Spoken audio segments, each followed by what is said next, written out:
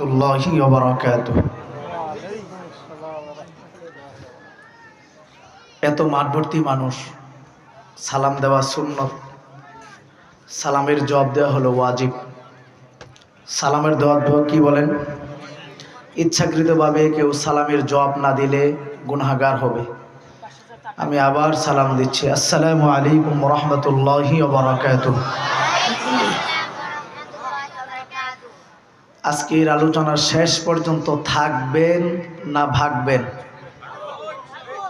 ভাগবেন কে কে একটু হাত তোলেন তো। সবাই থাকবেন তো ইনশাআল্লাহ? তো আমি ঢাকার থেকে আসছি আপনাদের এখানে। কেন আসলাম, কি আলোচনা আপনাদেরকে শোনাবো? সারা জিন্দিগিতে বহুত বয়ান শুনছেন, আজকে একটা আলোচনা আপনাদেরকে শোনায় যাব। জিন্দিগিতে আসার আর সুযোগ নাও হইতে পারে। প্রত্যেক দিনই মাহফিল থেকে যাই, কোনো না কোনো অ্যাক্সিডেন্ট দেখি, মনে মনে ভাবি এটা তো আমার সাথে একদিন হইতে পারে। এই জন্য জীবনের কোনো গ্যারান্টি নেই। এমন হইতে পারে আপনার জিন্দিগির জন্য আগামী বছর এখানে মাহফিল হবে, বক্তাও আসবে, শ্রোতাও আসবে, আপনি থাকবেন তার কোনো গ্যারান্টি নাই। আমি যে থাকবো তার কোনো গ্যারান্টি নাই। এই জন্য এটা আপনার জিন্দিগি, আমার জিন্দিগি শেষ মাহফিল হইতে পারে কি পারে না। এই জন্য আপনাদেরকে শেষ পর্যন্ত, খুব বেশি লম্বা সময় আলোচনা করব না, যে একটা বিষয় বুঝাইতে চাইব শেষ পর্যন্ত মনোযোগ দিয়ে শুনবেন তো ইনশাআল্লাহ। অপারেটর ভাই একটু আসেন, আর একটু উপর তুলতে হবে এটা। আলহামদুলিল্লাহ আলহামদুলিল্লাহ মিন শুরুরি আনফুসিনা ওয়া মিন সাইয়্যাতি আমালিনা। من يهده الله فلا مضل له ومن يضلله فلا هادي له ونشهد أن لا إله إلا الله وحده لا شريك له ونشهد أن محمدًا عبده ورسوله الذي أرسله بالحق بشيرًا ونذيرًا وداعيا إلى الله بإذنه وسراجا وقمرا منيرا. أما بعد فأعوذ بالله من الشيطان الرجيم. بسم الله الرحمن الرحيم. واعبد ربك حتى يأتيك اليقين وما خلقت الجن والإنس إلا ليعبدون. وقال رسول الله صلى الله عليه وسلم اللهم أحيني ما علمت الحياة خيرا لي وتوفني إذا علمت الوفاة خيرا لي أو كما قال عليه الصلاة والسلام. সকলে মুহাব্বতের সাথে দরুদ ইব্রাহিম পড়ি। আল্লাহুম্মা সাল্লি আলা ওয়া আলা আলি মুহাম্মাদ كما صليت على إبراهيم وعلى آل إبراهيم إنك حميد مجيد. اللهم بارك على محمد وعلى آل محمد كما باركت على إبراهيم وعلى آل إبراهيم إنك حميد مجيد. বালাগাল উলা বিকামালিহি কাশাফাদ দুজা বিজামালিহি হাসুনাত জামিউ খিসালিহি সাল্লু আলাইহি ওয়া আলিহি तेरे सिवा महबूब हकीकी कोई नहीं है कोई नहीं। आवाज दिया बोलेन আল্লাহ ছাড়া আমাদের আরো কোনো মাহবুব আছে? আরেকটা আওয়াজ দিয়া বলেন আছে? মুসলমানের মাহবুব একজন, তার নাম বলেন আল্লাহ। तेरे सिवा महबूब हकीकी कोई नहीं है कोई नहीं। यादों में तेरे सबको भुला दूं कोई ना मुझको याद रहे। बोलन अल्लाहु अकबर। अब तो रहे बस तादों में आखिर फिर दो जुबा आई मेरे इलाहा ला इलाहा इल्लल्लाह जुरे ला इलाहा जुरे ला इलाहा इल्लल्लाह। অনেক জবান দেখা যায় বন্ধ লা ইলাহা ইল্লাল্লাহ বলে না।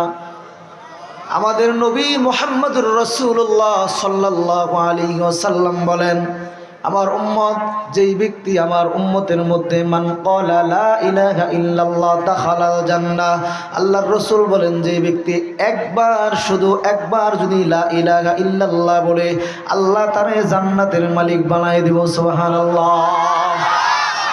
আল্লাহর দেওয়া জবান দিয়া সারা জিন্দেগি কত না দোকানে বইসা চুগলখড়ি করলাম, কত না গীবত গাইলাম, কত না পরনিন্দা করলাম, কোনদিন জিকির মালিকের জিকির কোনদিন জিহ্বা দিয়া করতে পারি নাই।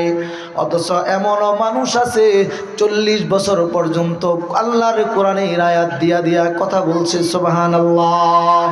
এই জন্য আজকে এই মাহফিলে বইসা সুবহানাল্লাহ, আলহামদুলিল্লাহ, লা ইলাহা ইল্লাল্লাহ, আল্লাহু আকবার, আল্লাহর নামের জিকির। আল্লাহ বলেন কোন বান্দা যখন বলে সুবহানাল্লাহ সুবহানাল্লাহ সুবহানাল্লাহ, আল্লাহ ডাক দিয়া বলে, ও ফেরেশতা, আমার বান্দা আমার পবিত্রতা ঘোষণা করে, আমি নাকি পবিত্র, আমার মতো পবিত্র কেউ নাই। আল্লাহ বলেন, ফেরেশতা, আমার বান্দা গুনাহগার, আমার বান্দা পবিত্র, আমি আল্লাহকে পবিত্র করার জন্য তার জিন্দেগীর সব গুনাহ আমি মাফ করে তারেও পবিত্র করে দিলাম। সুবহানাল্লাহ। এই জন্য আজকের এই মাহফিলে সবাই একটু দিল দিয়া জিকির করেন দোস্ত, লা ইলাহা ইল্লাল্লাহ, জোরে লা ইলাহা ইল্লাল্লাহ, লা ইলাহা ইল্লাল্লাহ, লা ইলাহা ইল্লাল্লাহ। বহু দূরে মদিনায় আমি কেমনে যাব জানি না, সবাই বহু দূরে মদিনায় আমি কেমনে যাব, দয়া করো দয়ার আল্লাহ, মায়া করো মায়ার আল্লাহ, পুরাও মনের বাসনা, লা ইলাহা ইল্লাল্লাহ, জোরে ইল্লাল্লাহ, লা ইলাহা ইল্লাল্লাহ। দিন থাকিতে বান্ধবেলা, কাজে লাগবে মরণ বেলা, দিন থাকিতে বান্ধবেলা, কাজে লাগবে মরণ বেলা। অগ্নিকুণ্ডে জিকির করে, অগ্নিকুণ্ডে রে ইব্রাহিম খলিলুল্লাহ লা ইলাহা ইল্লাল্লাহ জুরে লা ইলাহা ইল্লাল্লাহ লা ইলাহা ইল্লাল্লাহ লা ইলাহা ইল্লাল্লাহ মুহাম্মাদুর রাসূলুল্লাহ। আওয়াজ দিয়া পড়েন সাল্লাল্লাহু আলাইহি ওয়াসাল্লাম। सबसे बाला वो बाला हमारा नबी, सबसे बाला वो बाला हमारा नबी। ঠিক কিনা? আমার নবীর মতো আরো ভালো মানুষ ছিল কিনা? কোনোদিন আসবে কিনা? सबसे आला ओ आला हमारा नबी, सबसे बाला ओ बाला हमारा नबी।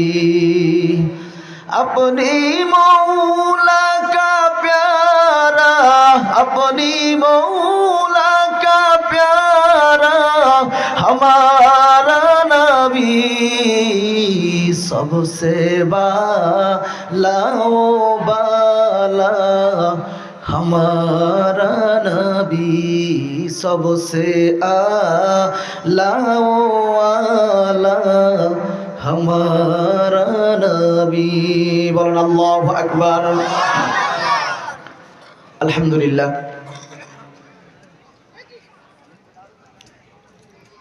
বোয়ালিদ দারুস সালাম হাফিজিয়া ইতিমখানা আউলিল্লাহ বোর্ডিংয়ের উন্নয়ন প্রকল্পে হিফজ সমাপ্তকারী ছাত্রদের পাগড়ি প্রদান উপলক্ষে বার্ষিক ওয়াজ মাহফিলের সম্মানিত সভাপতি আলহাজ কাজী মোহাম্মদ ইব্রাহিম আলী দামাত বারকাতুহুম এবং দূর দূরান্ত থেকে আগত দিনপ্রিয়, ইসলাম প্রিয়, দিনদারি, ইমানদারি মুসলমান বাবারা, যুবক ভাইয়েরা, পর্দার অন্তরালে অবস্থানরত মা ও বোনেরা, সকলের প্রতি আমি সকলের প্রতি আন্তরিক মোবারকবাদ অভিনন্দন জানাচ্ছি।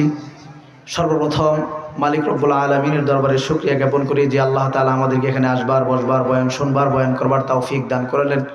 এই জন্য দিল থেকে সমস্বরে জোরে আওয়াজ দিয়ে একবার বলি আলহামদুলিল্লাহ। শুকরিয়া আদায় করি এখানে আমরা যারা আসছি, আল্লাহ তাআলা আমাদেরকে এখানে নিয়ে আসছেন, এই জন্য আমরা আসতে পারছি। ঠিক কিনা বলেন? মালিক রব্বুল আলামিন আজকে এই মাহফিলে আনার পিছনে আল্লাহ তাআলা শুকরিয়া আদায় করব, কারণ হতে পারে এটা আমার নাজাতের একটা শেষ মাহফিল হইতে পারে কি পারে না দোস্ত। এই জন্য এমন একটা মজলিসের এত পরিমাণ দাম, যে মজলিসের মধ্যে সুবহানাল্লাহ, আলহামদুলিল্লাহ, আল্লাহু আকবার বলা হয়, এই মজলিসের অনেক পরিমাণ দাম। আল্লাহ রাসূল সাল্লাল্লাহু আলাইহি ওয়াসাল্লাম বলেন, এমন মজলিসের মধ্যে যে আয়সা কেউ যদি একটু কোমরটা নড়াচড়া দিয়ে একটু সামনের দিকে আগায়, রসুল বলেন সে সামনের দিকে আগাইলো তো সে আল্লাহর জান্নাতের দিকে আগাই গেল। সুবহানাল্লাহ। এই জন্য দোস্ত, ওই মজলিসের দাম কম না বেশি? কম না বেশি? আমি রাত্র গভীর হয়ে গেছে, আমাকে দেওয়ার কথা ছিল 10টায়, এখন 11টা 4 বাজে। তো যাই হোক, আমাকে লেট করে দিলেও আমি আমার বয়ান ওই দিকে নিয়ে যাব না। কারণ হলো সারা রাত্র বয়ান শোনা ফরজ না ফজরের নামাজ পড়া? ফজরের নামাজ পড়া। আমি লম্বা সুন্দর বয়ান করলাম, কিন্তু আমার বয়ানের কারণে একজন মানুষ ফজরের নামাজ পড়ে নাই, এর জবাবদিহিতা আল্লাহর কাছে আমাকে দিতে হবে। ঠিক কিনা বলেন? এই জন্য অতি সংক্ষিপ্ত সময়ের মধ্যেই আমি আমার আলোচনা শেষ করব। তবে বরকতের নিয়তে কোরআনে পাক থেকে 2 জায়গা থেকে 2টি আয়াত তেলাওয়াত করেছি এবং আল্লাহ নবী সাল্লাল্লাহু আলাইহি ওয়াসাল্লামের লক্ষ লক্ষ আহাদিসে মুবারাকা থেকে একটি হাদিস তেলাওয়াত করেছি। দোয়া করেন কিছু উপকারী কথা আল্লাহ তাআলা আমাকে বলবার, আপনাদেরকে শুনবার, আমাকে প্রথম আমল করবার, আপনাদেরকে এর উপর আমল করবার তৌফিক দান করুন। বলেন আমিন। আমি আয়াত তেলাওয়াত করেছি। আল্লাহ তাআলা কোরআনের মধ্যে বলেন, ওয়া'বুদ রাব্বাকা হাত্তা ইয়াতিয়াকাল ইয়াকিন। আল্লাহ বলেন মরণ পর্যন্ত এক কাজ, আমি আল্লাহর ইবাদত করবা, আমি আল্লাহর গোলামি করবা। ওয়া'বুদ রাব্বাকা হাত্তা ইয়াতিয়াকাল ইয়াকিন। মরণ পর্যন্ত আমি আল্লাহর ইবাদত করবা, গোলামি করবা। কেন করব গোলামি, কেন করব ইবাদত? আল্লাহ বলেন ওয়ামা খালাকতুল জিন্না ওয়াল ইনসা ইল্লা লিয়াবুদুন। আমি আল্লাহ মানুষ এবং জিন বানাইছি আমি আল্লাহর গোলামি করার জন্য, ইবাদত করার জন্য। কেন গোলামি করবা, কেন গোলামি করবা, ইবাদত করবা? আমি আল্লাহ এমনিই বানাই নাই। ওয়ামা খালাকতুল জিন্না ওয়াল ইনসা ইল্লা লিয়াবুদুন। আমি আল্লাহর গোলামি করার জন্য, ইবাদত করার জন্য। আল্লাহর রাসূল সাল্লাল্লাহু আলাইহি ওয়াসাল্লাম হাদিসের মধ্যে বলেন, আল্লাহুম্মা আহইনি মা আলিমতাল হায়াতা খায়রুল লি ওয়া তাওয়াফফানি ইযা আলিমতাল ওয়াফাতা খায়রুল লি। আল্লাহর রাসূল বলেন, আল্লাহ যতদিন তুমি দুনিয়াতে রাখলে তুমি খুশি, ততদিন আমি নবী মুহাম্মদুর রাসূলুল্লাহ সাল্লাল্লাহু আলাইহি ওয়াসাল্লামকে দুনিয়ায় রাখবা। যখন আমি নবী দুনিয়ার থেকে চলে গেলে খুশি, তখন তুমি আমারে নিয়ে যাইবা। কারণ দোস্ত 70 বছরের হায়াত পাইলাম, কিন্তু আল্লাহ আমার উপর রাজি খুশি না। এমন হায়াতের আল্লাহর কাছে কোনো দাম নাই। যে হায়াতের মধ্যে আল্লাহ খুশি, যে হায়াতের শেষ সময় কালেমা আছে, যে হায়াতের শেষ সময়ে কালেমাওয়ালা জিন্দেগি পাওয়া যায়, এই হায়াতের জিন্দেগির আল্লাহর কাছে বড় দাম।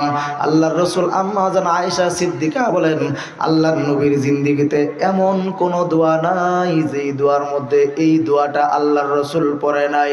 আল্লাহুম্মা হাসিবনি হিসাবান ইয়াসীরা। আল্লাহর রাসূল সারা জিন্দেগিতে এই দোয়া পড়ছে, আল্লাহুম্মা হাসিবনি, আল্লাহু আকবার, আল্লাহুম্মা হাসিবনি হিসাবান ইয়াসীরা।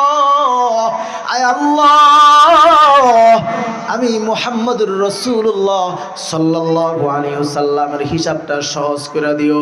যে নবীর পূর্বের পরের জিন্দেগির সব গুনাহ আল্লাহ মাফ করে দিছে, এই নবীও কিন্তু বলে আল্লাহ হিসাব দিয়া জান্নাতে যাইতে পারবো না। ও দোস্ত, সারা জিন্দেগিতে কত কিছুই নাজ নিয়ামত ভোগ করলাম, শুধুমাত্র কেবলমাত্র যদি পানির হিসাব চাই, বলেন পানির হিসাবটা আমরা দিতে পারবো তো? জিন্দেগিতে পানির হিসাবও দেওয়া যাবে না। এই জন্য রসুল বলেন সব সময় সব শেষ কালেমা যার ভালো, তার জিন্দেগি ভালো। 70 বছরের জিন্দেগি পাইলাম, কিন্তু জিন্দেগির শেষ সময়ে কালেমা নসিব হইল না। কালেমা নসিব যদি না হয়, যদি শাহাদাতের মরণ পাই, তাহলে বিনা হিসাব আল্লাহর জান্নাতে যাওয়া যাবে। কালেমা নসিব হবে না তার, যার মা বাবার খেদমত কইরা মা বাবাকে খুশি করতে না পারবে। এই জন্য দোস্ত, আল্লাহ রসুলের সাহাবী আলকামা রাদিয়াল্লাহু তাআলা আনহু মৃত্যুর সঙ্গে 3 দিন যাবৎ পাঞ্জা লড়ে মুমূর্ষ অবস্থায় আলকামার জবান থেকে কালেমা বের হয় না। সাহাবায়ে কেরাম এসে বলে, ইয়া রাসূলুল্লাহ, আলকামা মৃত্যুর সঙ্গে পাঞ্জা লড়ে কালেমা পড়তে পারে না। আল্লাহর নবী সাল্লাল্লাহু আলাইহি ওয়াসাল্লাম বলে, আলকামার কে জীবিত আছে? আলকামার জীবিত যে আছে তারে আমার কাছে ডাক দাও। এরপরে আলকামার স্ত্রী আল্লাহর নবীর সামনে আসলো।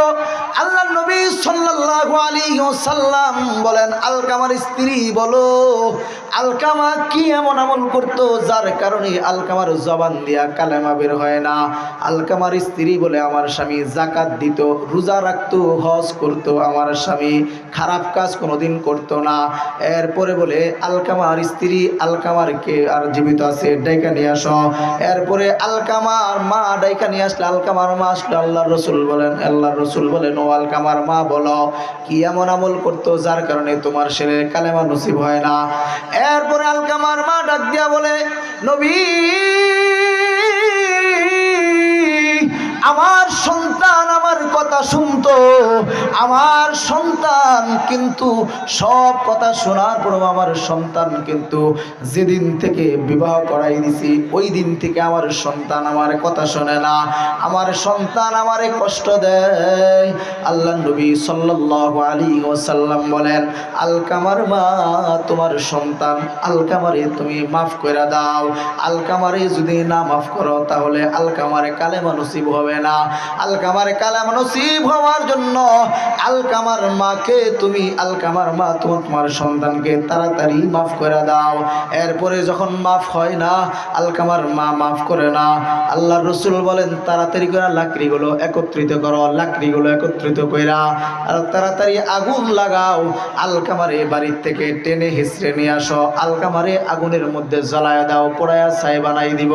কারণ হলো দুজকের আগুন থেকে দুনিয়ার আগুন বড় সহজ। আলকামার মা যখন দেখলো সত্যি লাকড়ির মধ্যে আগুন জ্বালানো হলো এবং আলকামাকে টেনে হিসড়ে বাড়ির থেকে আনা হলো, এমন সময় আল্লাহর নবীর সামনে সাহাবী আয়েশা বলে, ইয়া রাসূলুল্লাহ, এই মাত্র আলকামার জবান দিয়া কালেমা নসিব হলো। সুবহানাল্লাহ। আল্লাহর রাসূল সাল্লাল্লাহু আলাইহি ওয়াসাল্লাম বলেন, আলকামার জবান দিয়া কালেমা এমনিতেই নসিব হয় নাই। আলকামার জবান দিয়া কালেমা এমনি নসিব হয় নাই। আলকামার গর্ভধারিণী মা আলকামার উপর রাগ ছিল। আলকামার মা এখন আলকামার উপর খুশি হইয়া আলকামারে মাফ কইরা দিছে। আল্লাহর রাসূল বলেন, আলকামার মা আলকামারে মাফ কইরা জান্নাতের সার্টিফিকেট কালেমা পড়ার সৌভাগ্য আল্লাহ নাজিল করে দিছে। এই কারণে আলকামার জবান দিয়া কালেমা নসিব হইছে, জান্নাতের চাবি আলকামার জবান দিয়া বের হইছে। সুবহানাল্লাহ। জান্নাতের চাবি আমার মা, ও মা গো, জান্নাতের চাবি আমার মা, জান্নাতের চাবি আমার মা, ও মা গো, জান্নাতের চাবি আমার মা। মা যার বেঁচে নাই তার মতন দুঃখী নাই, মা যার বেঁচে নাই তার মতন দুঃখী নাই, খালা ফুফু মায়ের সমান না, ও না গো, খালা ফুফু মায়ের সমান না। জান্নাতের চাবি আমার মা, ও মা গো, জান্নাতের চাবি আমার মা। আমার কঠিন অসুখ হলে আল্লাহর কাছে মাই বলে, আমার কঠিন অসুখ হলে আল্লাহর কাছে মাই বলে, আমায় তুমি লইয়া যাও গো, আমায় তুমি লইয়া যাও গো, সন্তান নিও না, ও না না। জান্নাতের চাবি আমার মা, জান্নাতের চাবি আমার মা, ও মা গো, জান্নাতের চাবি আমার মা, জান্নাতের চাবি আমার মা, ও মা গো, জান্নাতের চাবি আমার মা। ঠিক কিনা বলেন? যাদের মা আছে বাবা আছে, জান্নাতের সওয়াবের মিশন এখনো জীবিত আছে। যাদের মা বাবা নাই তাদের সওয়াবের মিশনও নাই। আল্লাহর নবী সাল্লাল্লাহু আলাইহি ওয়াসাল্লাম বলেন, 70 বছর হায়াত পাইলাম কিন্তু কালেমা নসিব হইল না, এমন হায়াতের কোনো দাম আল্লাহর কাছে নাই। আর যদি অল্প সময় হায়াত পাইলাম কিন্তু কালেমা নসিব হলো, এমন হায়াতের আল্লাহর কাছে বড় দাম। আল্লাহর রাসূলের সাহাবী এই জন্য হযরতে উমর বলে, আল্লাহুম্মা রযুকনি শাহাদাতান ফি সাবিলিক ওয়াজআল মাউতি ফি বালাদি রাসূলিক।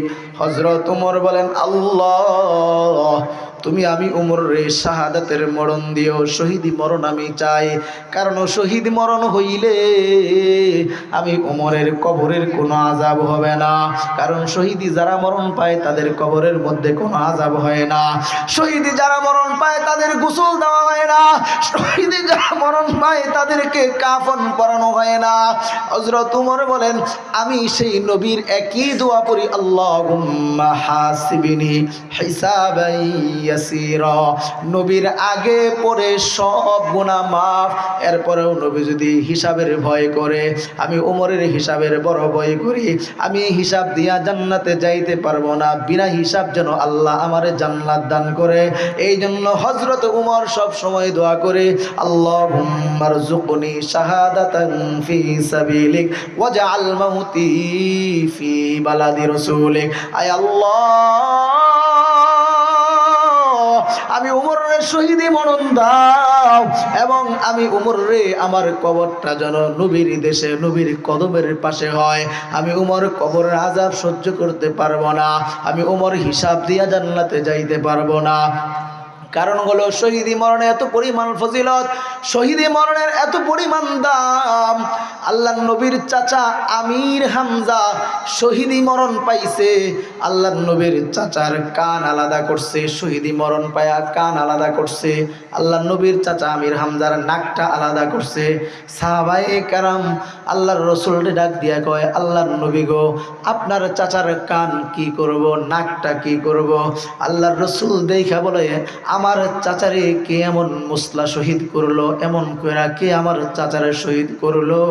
আল্লাহর রাসূল চাচারে মুসলা শহীদ দেখা, কান আলাদা নাক আলাদা দেখা আল্লাহর রাসূল রাগ দিয়া বলেন, সাহাবী, আমি আমার চাচার শহীদের হত্যার প্রতিশোধ না নেওয়া পর্যন্ত আমি এখান থেকে যাব না, আমি হত্যার প্রতিশোধ নিয়ে আমি ঘরে ফিরব। এরপরে আল্লাহর রাসূল সাহাবায়ে কেরামকে ডাক দিয়া বলেন, সাহাবী, আমার চাচাকে দাফন করে দাও, গোসল করাইবা না, কাফন পরানোর দরকার নাই, আমার চাচাকে কবরে রাইখা দাও। আর আমার চাচার নাক আর কানকে চুরির মতো কইরা একসঙ্গে জমা কইরা আমার চাচার লাশের সঙ্গে কান আর নাকটাকে রাইখা দাও। বলেন আল্লাহু আকবার, আল্লাহু আকবার। সাহাবায়ে কেরাম ডাক দিয়া বলে, আল্লাহর নবী কান আর নাক আলাদা করলে কি হবে নবী বলেন? আল্লাহর রাসূল বলেন, সাহাবী, হাসরের ময়দানে যখন আমার চাচা দাঁড়াইবে, আমার চাচার নাক কথা বলবে, আমার চাচা শহীদ, আমার চাচার কান সাক্ষ্য দিবে আমার চাচা শহীদ হইছে, আমার চাচার বলতে হবে না। এই জন্য সাহাবায়ে কেরাম বলে, আল্লাহ, আমাকে এমন একটা শহীদি মরণ দাও, যেই শহীদি মরণের কারণে আমার হাত এক জায়গায়, আমার পা এক জায়গায়, আমার দেহ মাথা আলাদা আলাদা জায়গায়। হাসরের ময়দানে যখন শুরু হবে, তুমি যখন ডাক দিবা, আমার হাত সাক্ষ্য দিবে আমি শহীদ, আমার পা সাক্ষ্য দিবে আমি শহীদ। এমন একটা শহীদি মরণ আমি চাই। এই জন্য দোস্ত, আল্লাহর নবীর আরেকজন পাগল সাহাবী হানজালা রাদিয়াল্লাহু তাআলা আনহু, ও দোস্ত, এমনিতেই তো হযরত ওমর বলে নাই, আল্লাহুম্মা রযুকনি শাহাদাতান ফি সাবিলিক, আয় আল্লাহ, আমারে শহীদি মরণ দাও। কারণ আমি ওমর শহীদি মরণ পাইলে আমি ওমরের কোনো আযাব হবে না, ওমরের কোনো কষ্ট হবে না, বিনা হিসাব আল্লাহর জান্নাতে যাইতে পারবো। এই জন্য আল্লাহ নবীর সাহাবী শহীদি মরণের তামান্না বুকের মধ্যে ধারণ করছে হানজালা রাদিয়াল্লাহু তাআলা আনহু।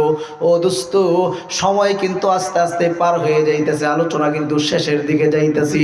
দোস্ত, আপনাদেরকে যে কথা বোঝাইতে চাই, আল্লাহর নবীর সাহাবী হানজালা রাদিয়াল্লাহু তাআলা আনহু আল্লাহর নবীর সঙ্গে থাকতো। আল্লাহর রাসূল বলেন, ও হানজালা, হানজালা, নতুন বিবাহ করছো, তোমাকে ছুটি দিলাম, বাড়িতে যাও, স্ত্রীর সঙ্গে সময় দাও। হানজালা রাদিয়াল্লাহু তাআলা আনহু স্ত্রীর সঙ্গে সময় দিছে, বাসর ঘর সময় কাটাইছে। এখন গোসল ফরজ হইছে, গোসল করতে গেছে, এমন সময় গোসলের মগ ভর্তি পানি নিয়ে মাথায় ঢালবে, এমন সময় অলিতে গলিতে, মদিনার গলিতে কে যেন আওয়াজ দেয়, বলে, হাইয়া আলাল জিহাদ, হাইয়া আলাল জিহাদ। বলেন আল্লাহু আকবার, বলেন আল্লাহু আকবার। কে যেন আযান দেয়, বলে, হাইয়া আলাল জিহাদ। এরপরে হানজালা ডাক দিয়া বলে, বিবি,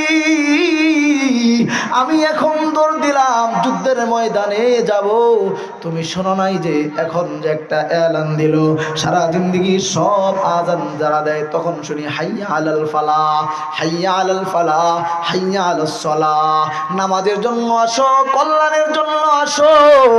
আজকে এমন একটা আওয়াজ দিল, হাইয়া আলাল জিহাদ, জিহাদের জন্য আসো, জিহাদের জন্য আসো। নবী নাই, নবী নাই, নবী নাই। হানজালা দৌড় দেয়, স্ত্রী ডাক দিয়া বলে, স্বামী আপনি কোথায় যান? আপনি তো নাপাক, পবিত্রতা হাসিল কইরা যান। হানজালা ডাক দিয়া বলে, বিবি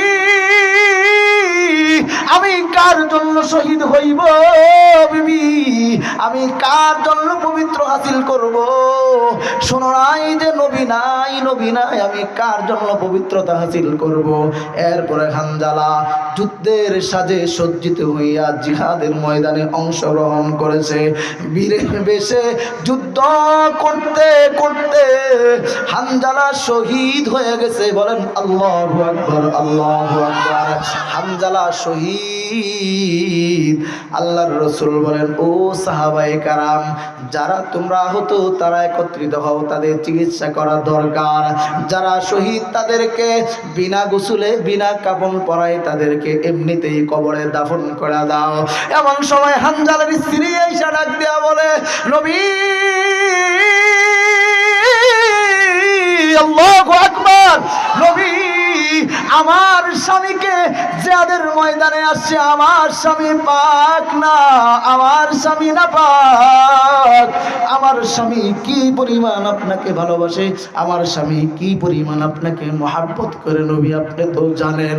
ও নবী, আমরা বাসর ঘরের সময় দেওয়ার পরে যখন আমরা গোসল করতে আসছি নবী, এমন সময় কে যেন মদিনার গলিতে আওয়াজ দেয়, হাইয়া আলাল জিহাদ, হাইয়া আলাল জিহাদ। নবী বিশ্বাস করুন, এই আওয়াজ শোনার পরে আমার স্বামী আর পাক হয় নাই, গোসল করে নাই। আল্লাহু আকবার। আমার স্বামী নাপাক দেহ লইয়াই আমার স্বামী যুদ্ধের ময়দানে অংশগ্রহণ করেছে, আমার স্বামী শহীদ। আল্লাহর নবী গো, আপনার কাছে একটা অনুরোধ জানাই, সবাই রে শহীদ রে গোসল ছাড়া কবর দিলেও আমার স্বামীরে কিন্তু গোসল ছাড়া কবর দিবেন না। আমার স্বামী নাপাক, আমার স্বামীরে গোসল করায়া দাফন করবেন। বলেন সুবহানাল্লাহ।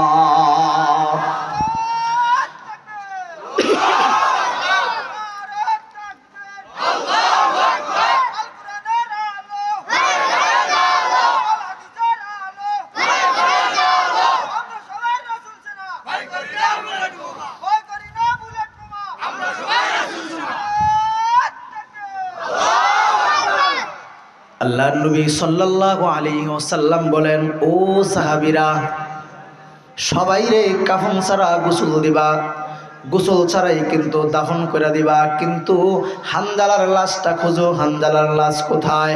আল্লাহর নবী সাল্লাল্লাহু আলাইহি ওয়াসাল্লামের কথা মতো হানজালার লাশ খুঁজে পুরা মাঠের মধ্যে হানজালার লাশ নাই। হানজালার লাশ কোথায়? আল্লাহ নবী যখন সবাই দিয়া হানজালার লাশ খুঁজে আহতদের মধ্যে যায়, দেখে হানজালার লাশ নাই। যারা শহীদ হইছে তাদের মধ্যে খুঁজে হানজালার লাশ পাওয়া যায় না। হানজালার লাশ কোথায়? আল্লাহ তাআলা বন্ধুরে ডাক দিয়া বলে, বন্ধু হানজালার লাশ জমিনের মধ্যে খুঁজা লাভ নাই, হানজালার লাশ তো জমিনের মধ্যে নাই। হানজালার লাশ আমি আল্লাহ আসমানে নিয়া জান্নাতের পানি দিয়া ফেরেশতার মাধ্যমে গোসল করাইতেছি। সুবহানাল্লাহ। ও দোস্ত, এই জন্য আপনাদেরকে বলবো, দিন প্রচারের জন্য জিহাদের দরকার আছে না নাই? জিহাদের দরকার আছে না নাই? জিহাদ ছিল, আছে, কিয়ামত পর্যন্ত থাকবেই। জিহাদের বিপক্ষ অপরজন যারা করবে তাদের অবস্থান আমরা গ্রহণ করব। কি বলেন? এই জন্য বলবো, দুনিয়ার মধ্যে আল্লাহর নবী সাল্লাল্লাহু আলাইহি ওয়াসাল্লাম বলেন, রাসূল অনেক মানুষ বলেন যে যুদ্ধের কথা, জিহাদের কথা কেন বলেন? জিহাদের কথা তো কোরআনে নাই। আমি বলবো, সূরা নাস থেকে শুরু করে সূরা ফাতিহা থেকে শুরু করে নাস পর্যন্ত রাজনীতির কথা, জিহাদের কথা, ইসলামের কথা আছে না নাই?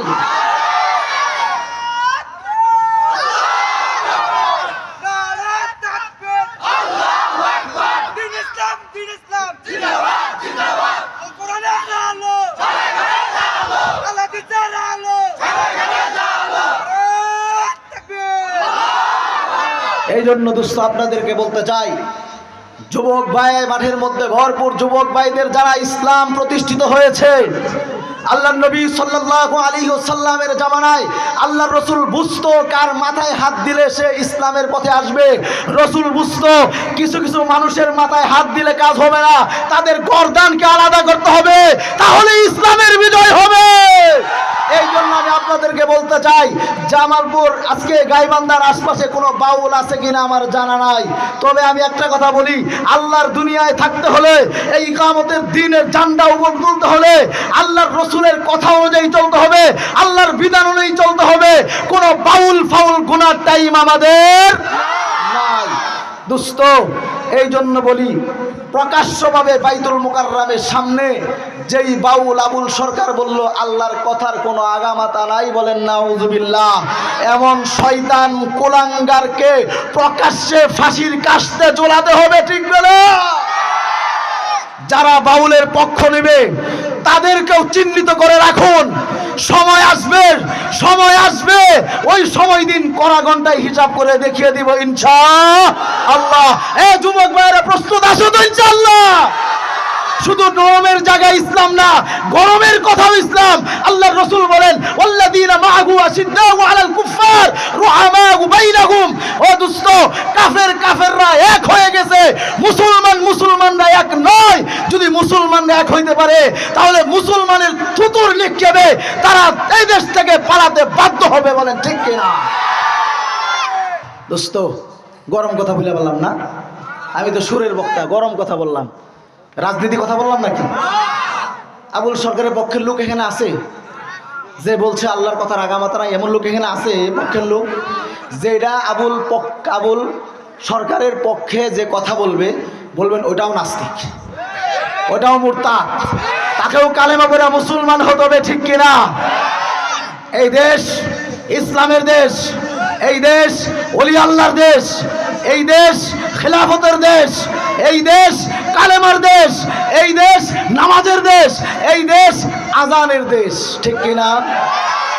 এই জন্য যারা ইসলাম নিয়ে সিনেমিনি খেলতে চায়, আজকে আমার আলোচনার টপিক এটা না, কিন্তু আলোচনার ফাঁকে রসুল যে বলছেন জিহাদের মধ্যে শান্তি আছে, জিহাদের মধ্যে যারা অংশগ্রহণ করবে, যারা শহীদি মরণ পাবে, আল্লাহ বিনা হিসাব জান্নাত দান করবে। দোস্ত, যারা দিন প্রচারের জন্য শহীদ হবে তাদেরকে গোসল করানো হয় না, তাদেরকে কাফন দেওয়া হয় না, হাসরের ময়দানে এমনভাবে দাঁড়াবে যেই দাঁড়ানোর পরে শরীর থেকে রক্ত ফিঙ্কি দিয়া বের হবে, পুরা হাসরের ময়দান রক্তের গ্রাণ হয়ে যাবে, সুবহানাল্লাহ। তখন দেখায় বলবে, আহ কত সুন্দর শহীদ লইয়া আল্লাহর জান্নাতে আইছে রে, এত সুন্দর শহীদ একটা মরণ পাইছে। একেবারে ইসরাফিলের সিঙ্গার ফুৎকার দেওয়ার পরে কবর থেকে উঠবে আর সোজা আল্লাহর জান্নাতে চলে যাবে, বলেন সুবহানাল্লাহ। রাজনীতি কথা বললাম না, কোরআনের কথা বললাম। আল্লাহ তাআলা আমাদেরকে হেফাজত করেছেন। এই কথাগুলো একটা সময় ছিল, তখন বললে হয়তো বা দুই একজন এইদিকে আমার এসে আক্রমণ করতে পারত। এখন কেউ কিছু বলে না, কিন্তু তাওয়াক্কাল তো আল্লাহর উপরে। কার উপরে? আল্লাহর উপরে। এই জন্য দোস্ত, মুসলমান ভয় কাউকে করবে না, করবে একজন, কাকে বলেন? আল্লাহ। আল্লাহ আমাদের রব, আল্লাহ আমাদের সব। দুনিয়ার জিন্দগিতেও আল্লাহ আমাদের সাথী, আখিরাতের জিন্দগিতেও আল্লাহ আমাদের সাথী। দোস্ত, বাহাদুরি করে কোনো লাভ নাই। আসছি সময় খালি হাতে আসছি, কিছুই ছিল না, আবার যাবার সময় কিছুই নিতে পারবো না। মাঝখানে যে কয়েকটা দিন পাইলাম, ইমাল আমলের সাথে চলাফেরা করবো তো ইনশাল্লাহ। দোস্ত, বলতেছিলাম আল্লাহ নবী সাল্লাল্লাহু আলাইহি ওয়াসাল্লাম জিহাদের ময়দানে হানজালার লাশ খুঁজে, হানজালার লাশ কোথাও পাওয়া যায় না। আল্লাহ ডাক দিয়া বলেন, বন্ধু হানজালার লাশ জমিনের মধ্যে নাই, আমি আল্লাহ হানজালার লাশকে জান্নাতের পানি দিয়া গোসল করাইতেছি। আল্লাহু আকবার বলেন, আল্লাহু আকবার। আল্লাহ বলেন, দুস্থ হানজালার দিলের মধ্যে কি আছে দুনিয়ার কেউ জানে না, আমি আল্লাহ জানি। হানজালার দিলের মধ্যে আপনার ভালোবাসা, আপনার প্রেম দিয়া, মোহাব্বত দিয়া কত বড়। আল্লাহ বলেন, দুস্থ মান সাল্লা আলাইয়া ওয়াহিদান সাল্লাল্লাহু আলাইহি আশরান। দুস্থ, আপনার জন্য ভালোবাসা কেউ যদি একবার দরুদ পড়ে, আমি আল্লাহ তার উপরে ভালোবাসা 10 বার তার উপর দরুদ পড়ি, সুবহানাল্লাহ। আল্লাহ তাআলা বলেন, বন্ধু কেমনে আমি হানজালারে ভালো না বাইসা পারি? হানজালা আপনার জন্য শহীদ। এরপরে আল্লাহর রসুল সাহাবায়ে কেরামকে ডাক দিয়ে বলে, ও সাহাবায়ে কেরাম, হানজালার লাশ জমিনের মধ্যে খুঁজা লাভ নাই। হানজালার লাশ আমার আল্লাহ আসমানে উঠাই নিয়ে গেছে। সুবহানাল্লাহ। আর কিছুক্ষণ পরে ওই আসছে, হানজালার লাশ জমিনে আসছে। আল্লাহর রাসূল বলার সাথে সাথেই সাহাবায়ে কেরাম হানজালার লাশ খুঁজা কাপড়টা সরায় দেখে হানজালার চুল থেকে জান্নাতের সুগন্ধিময় পানি টপ টপ করে জমিনের মধ্যে পড়তেছে। সুবহানাল্লাহ। আল্লাহর রাসূল বলেন, ও সাহাবীরা, আমার হানজালা আমার জন্য পাগল। আমার জন্য যারা দিল থেকে ভালোবাসবে, আমি নবীকে মুহাব্বত করবে, আমি নবীর পথে অনুসরণ করবে, দ্বীনকে কায়েম করার জন্য চেষ্টা করবে, আমি আল্লাহর রাসূল তাকে আমার সুপারিশ কইরা কইরা জান্নাতে প্রবেশ করব। সুবহানাল্লাহ। আল্লাহ তাআলা ডাক দিয়া বলেন, বন্ধু, যারা আপনার সুন্নতকে ভালোবাসে, যারা আপনার হাদিসের অনুসরণ করে দ্বীনকে কায়েম রাখার চেষ্টা করে, আল্লাহর রাসূল বলেন, ও বন্ধু, আমি হলাম আলহামদুলিল্লাহি রাব্বিল আলামিন, আপনি হলেন ওয়ামা আরসালনাকা ইল্লা রাহমাতাল লিল আলামিন। আমি হলাম মালিক, আপনি হলেন বাদশা। আপনি বলবেন, আমি শুনবো। আপনি যার জন্য সুপারিশ করবেন, আমি আল্লাহ সুপারিশ গ্রহণ করব। ও দোস্ত, জান্নাত বানাইছি আমি আল্লাহ, আপনাকে সর্বপ্রথম জান্নাতের চাবি দিয়া খোলার উদ্বোধন আপনি করবেন। সুবহানাল্লাহ। ও বন্ধু, আমার পাশে আপনাকে চেয়ারে বসাবো, আর সেই কুরসির মধ্যে আপনাকে জায়গা করে দিব। বন্ধু, আপনি যার নামে সুপারিশ করবেন তাকেই আমি আল্লাহ জান্নাত দান করব। বন্ধু, সুপারিশ করবেন তো দেখা দেখা সুপারিশ করেন।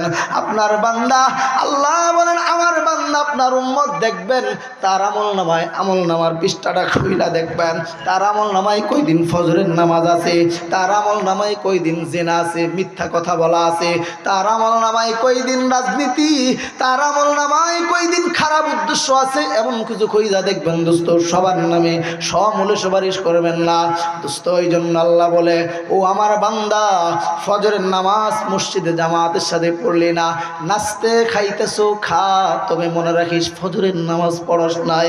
জোহরের সময় খাবার খাইলি, আল্লাহ বলেন, বান্দা খা, জোহরের নামাজের সময় গেল, জোহরের নামাজের সময় কিন্তু জোহরের নামাজ পড়স নাই। আর যেই বান্দারা আল্লাহর আদেশ হওয়ার পরে আল্লাহর ঘরে মসজিদে আসে, ফজরের নামাজ পড়ে, আল্লাহ আবার জোহরের সময় ডাক দেয় মুয়াজ্জিন, কিন্তু মূলত ডাক্কার। আল্লাহ ডাক দিয়া বলে, বান্দা, ফজরের সময় আমার কুদরতি পায়ে সাজদা দিলা, জোহরের সময় হইল, তাড়াতাড়ি আসো, হাইয়া আলাল ফালাহ, কল্যাণের জন্য আসো, আবার আমার কুদরতি পায়ের মধ্যে সাজদা দাও। দোস্ত, এই জন্য আল্লাহ ডাক দেয় আর বলে, বান্দা আসো, তোমার জোহরের সময় আবার কুদরতি পায়ে সাজদা দাও, আসরের সময় দাও, মাগরিবের সময় দাও, এশারের সময় দাও। এশারের সময় বান্দা ঘুমাইলি, আমি আল্লাহ তোকে মৃত্যুর কাজ পর্যন্ত নিয়ে গেলাম। এই জন্য যারা ঘুমায়, যারা সজাগ পায় তাদের জন্য আগামীকাল, যারা সজাগ না পায় তাদের জন্য পরকাল। ঠিক কিনা? বহু মানুষ ঘুমের মধ্যে যায় মৃত্যুবরণ করছে, ঠিক কিনা বলেন? জিন্দেগির শেষ গুম হয়ে যায়, আর সজাগ পায় না। আল্লাহ বলেন, আমি তোমাকে মৃত্যুর কাজ পর্যন্ত নিয়া আবার বান্দারে তোর হায়াতের মধ্যে, রিজিকের মধ্যে আমি আল্লাহ বরকত দিয়া দিলাম, যার কারণে বান্দা আবার তুমি সজাগ পাইলা, আবার তুমি গোলামি করার সুযোগ পাইলা। এই জন্য দোস্ত, আল্লাহ নবী সাল্লাল্লাহু আলাইহি ওয়াসাল্লামের কথা, আমরা যারা শহীদি মরণ পাবো তারা বিনা হিসাব আল্লাহর জান্নাতে যাইতে পারবো। হিসাব দিয়া কিন্তু এর পুরা এরিয়া মাটির মধ্যে কেউ জান্নাতে যাইতে পারবো না। কোনো মুফতি, কোনো মুহাদ্দিস, কোনো আলেম, কোনো মুফাসসির, কোনো ডাক্তার, কোনো ইঞ্জিনিয়ার কেউ হিসাব দিয়া জান্নাতে যাইতে পারবে না। ঠিক কিনা? ও দোস্ত, এই জন্য হিসাব দিয়া জান্নাতে যাওয়া সহজ না, কঠিন।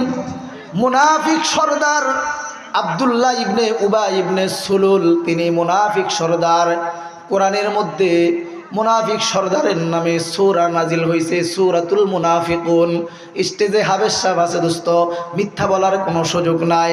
ইদা জাআকাল মুনাফিকুনা ক্বালু নাশহাদু ইন্নাকা লারাসূলুল্লাহ ওয়াল্লাহু ইয়ালামু ইন্নাকা লারাসূলুহু ওয়াল্লাহু ইয়াশহাদু ইন্নাল মুনাফিকিনা লাকাযিবুন। আল্লাহু আকবার বলেন। আল্লাহ সূরা মুনাফিকুনের আয়াতগুলো নাজিল কইরা দিছে। এই দিক দিয়া মুনাফিকের সন্তান আব্দুল্লাহ, আল্লাহর নবীর সাহাবী আব্দুল্লাহকে বাবা, সন্তান আব্দুল্লাহকে ডাক দিয়া বলে, ও বাবা, আমার মৃত্যুর পরে আমার জানাজাটা নবীর সামনে নিয়ে ধরবা।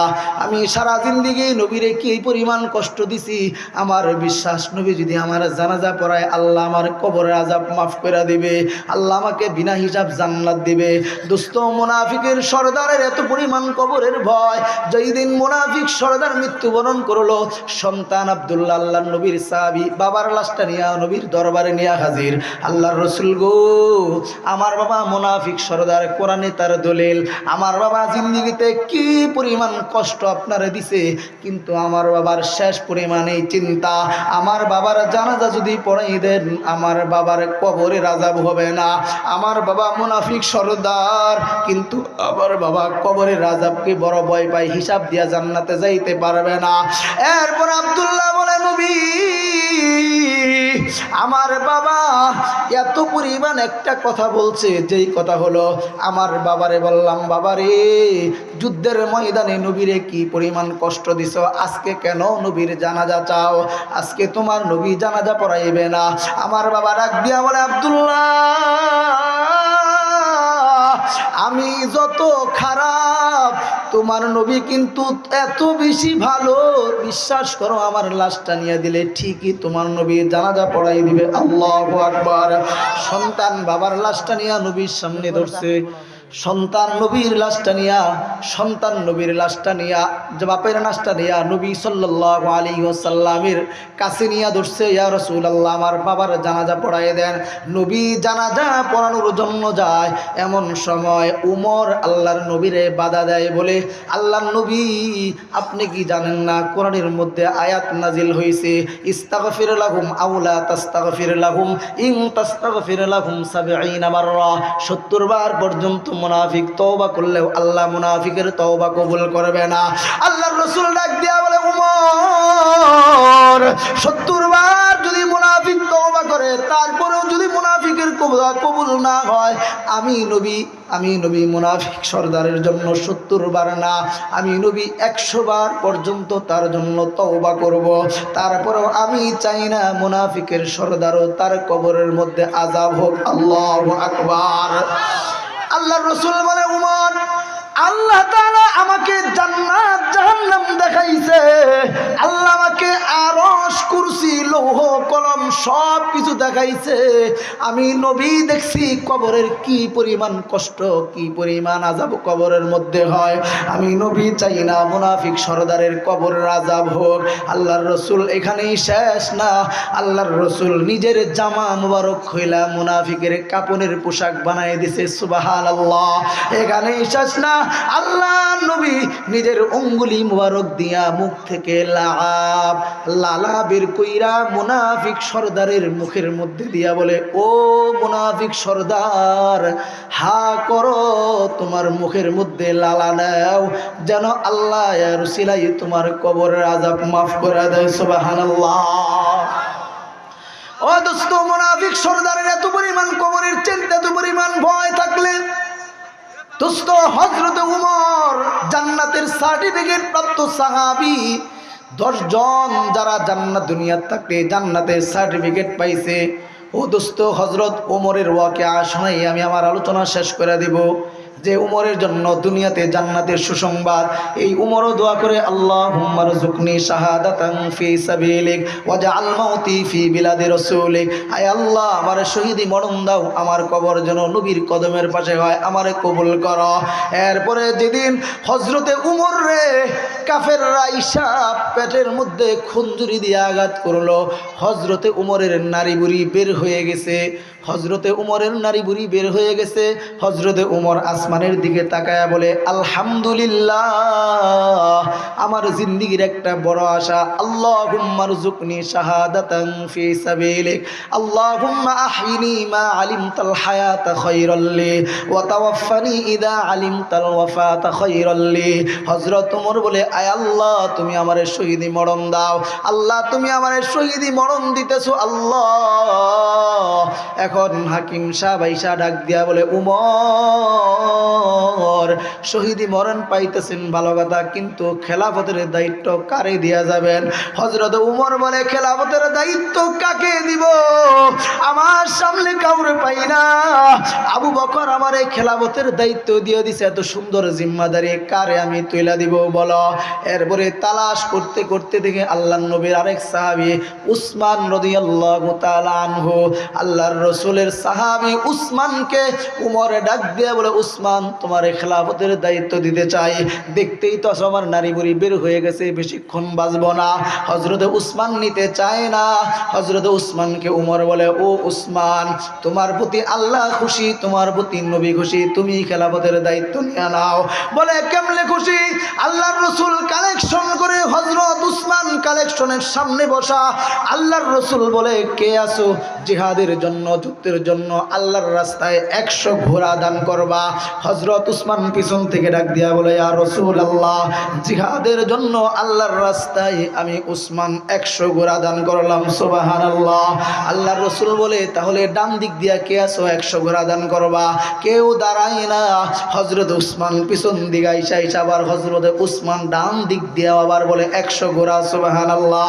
আবার বাম দিয়া বলে 100 ঘোড়া।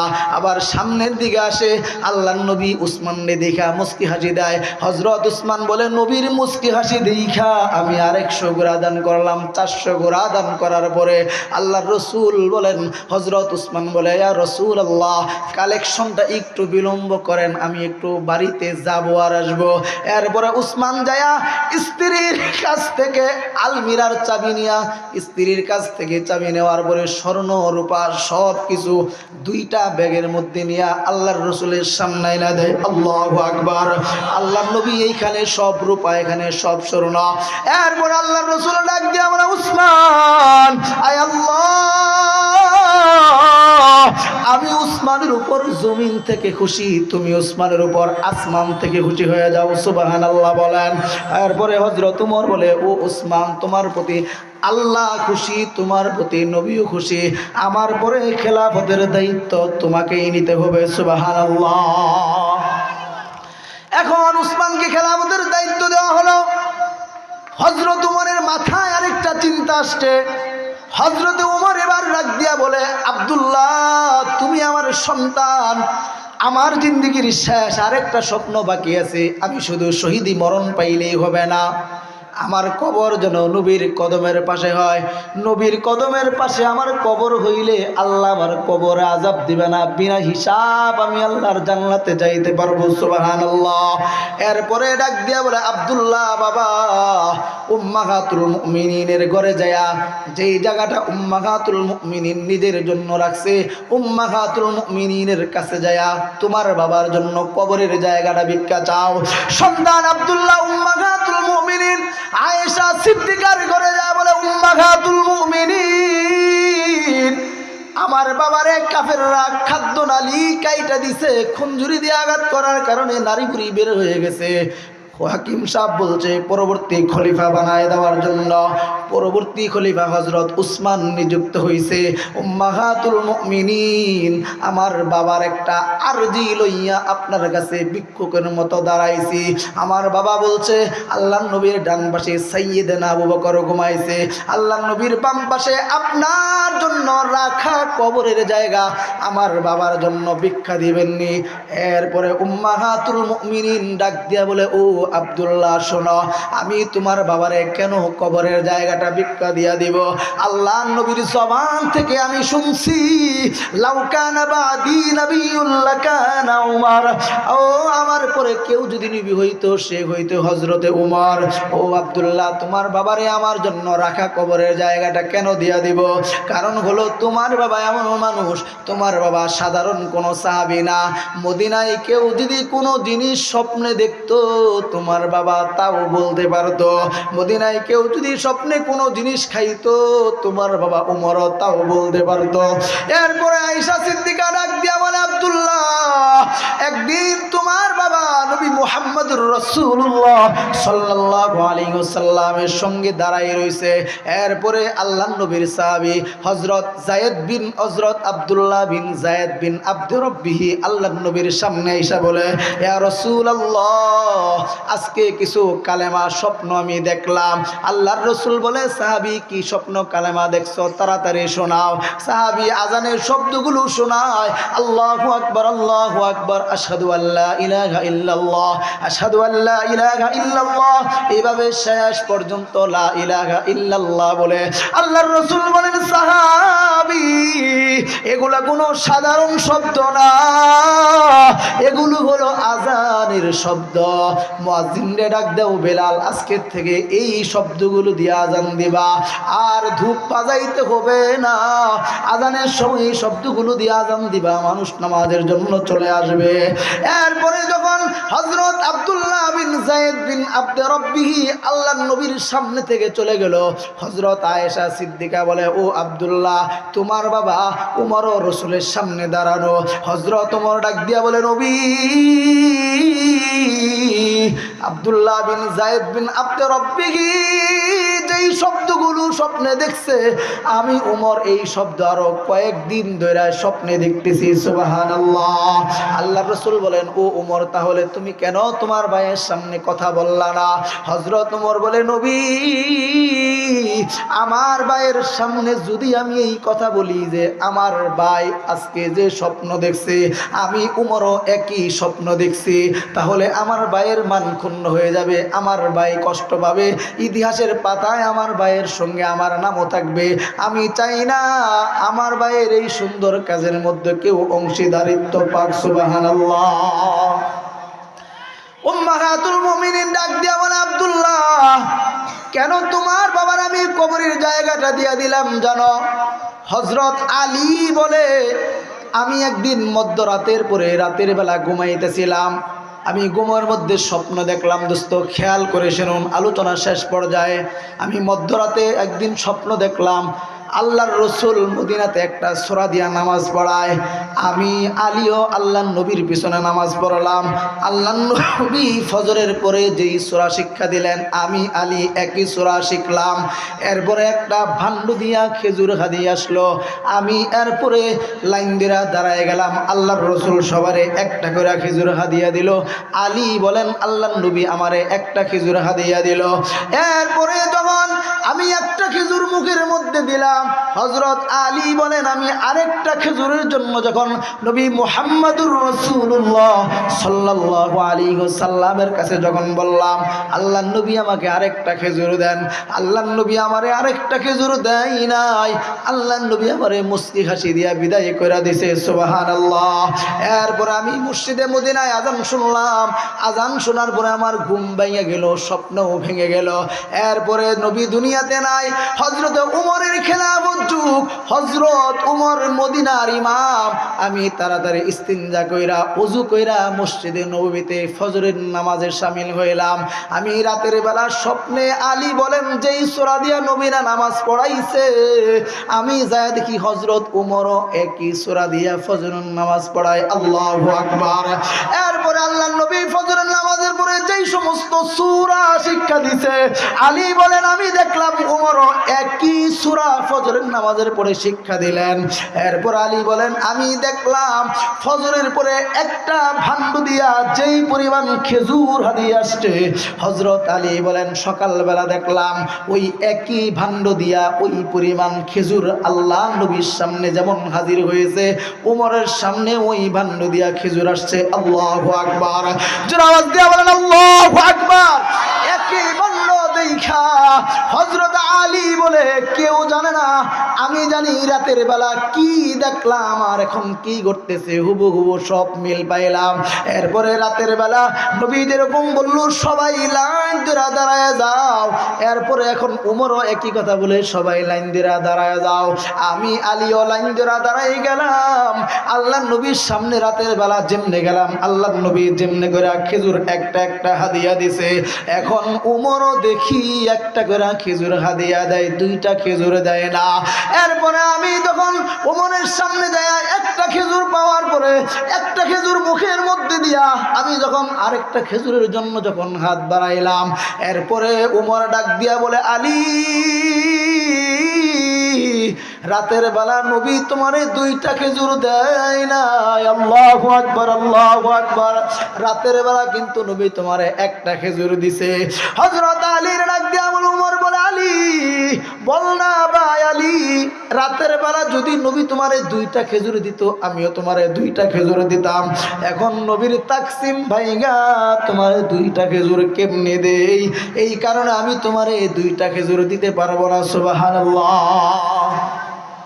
হযরত আলী ডাক দিয়া বলে আলী, উমর দুইটা খেজুর দিলে কি আপনার সমস্যা বলেন?